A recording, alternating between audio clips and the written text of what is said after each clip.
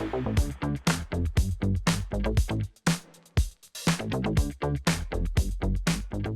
right, welcome to Signal Pass. I'm Doug. And I'm Ryan.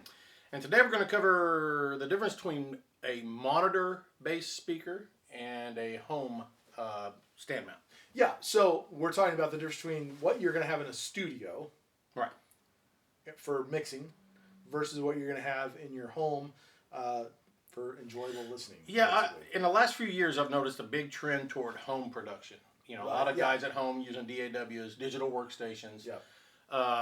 To do their own production work because studios cost money, and a lot of these people are trying to make their music as affordable as possible. Right. So they're buying like active studio monitors. Right. Which look a lot like stand mount home speakers. Right. So what's the difference? Like, I actually remember having a conversation with a guy that owned a studio several years ago, before I really got into high end audio, and I just asked him, "What's the difference between these studio monitors and regular speakers?" And he goes, "Oh, there's really not a difference." So, is there? Yeah. The studio monitors are a tool.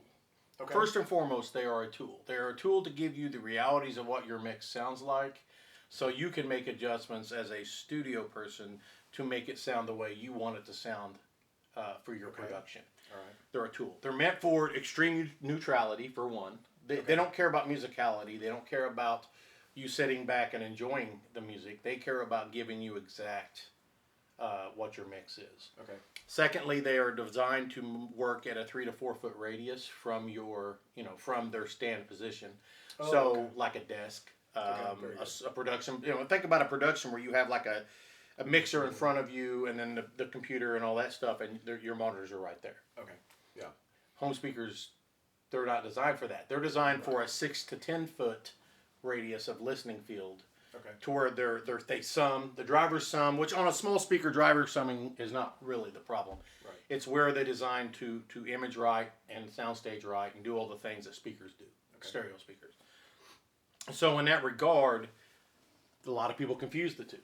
They get the two confused, and they think, well, studio monitors, I can get a lot of studio monitor for the money, and well, the reason for that is because they don't do the pretty things like the pretty veneers and all that. They keep it very simple and affordable to the production guy. Okay. Whereas home speakers, they're designed for home use. They are designed to shoot their sound field further and to fill the room. We talked about room filling. Yeah. Okay. Studio monitors, in a studio, their biggest thing is to take the room out of the equation. So that's why you walk into a studio and you'll see way more treatment than even what you have here, because they're trying to get down to like under a 300 millisecond reverb time. Studio.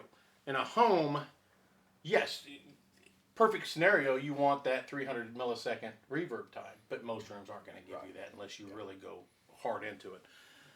So, and that can almost take the life out of it. It really does. Yeah. So I mean, you want reverberation. You want some reverberation to give you that live sound feel.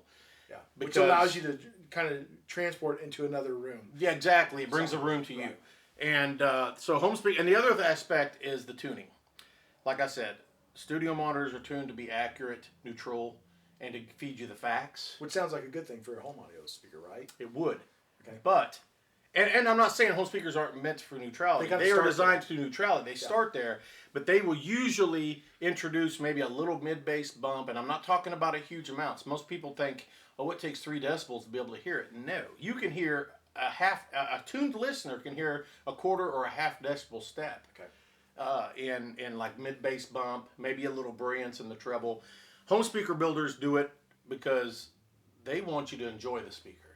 And proven by like Harman studies and stuff, a little bit of mid-bass bump, a little bit of low-end bump, and maybe a little sheen on the top end will usually bring about a little bit more musicality. Now, some people don't like that, but as a populace of listeners, it's been proven that people like a little bit of adjustment. Yeah.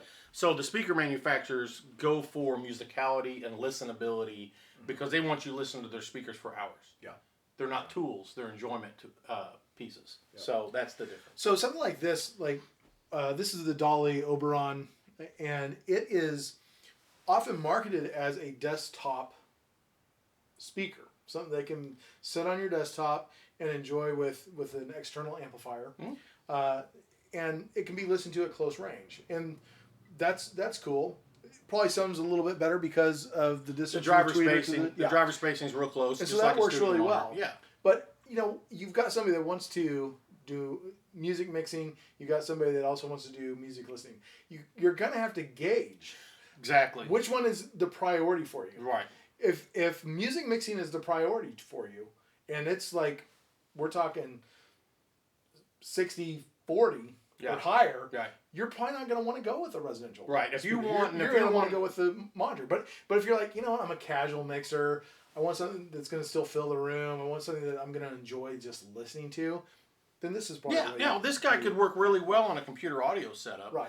It's just a matter of the fact of positioning, and you're probably going to get more enjoyment out of this than you would a studio monitor, simply because it's tuned not only to lean on the side of neutral, but to allow the things that bring about musicality and stuff like that. So I mean, it's just look at it for what it's designed to do. Absolutely. Cool. Well, I think that's a lot of really good information that a lot of people probably haven't thought about too much. So it's really good to hear those words come from you as a speaker designer. And we're excited to hear what else you have to offer us in future episodes. So we will see you guys next week. I'm still Ryan. He's still Doug. And this is Signal Paths.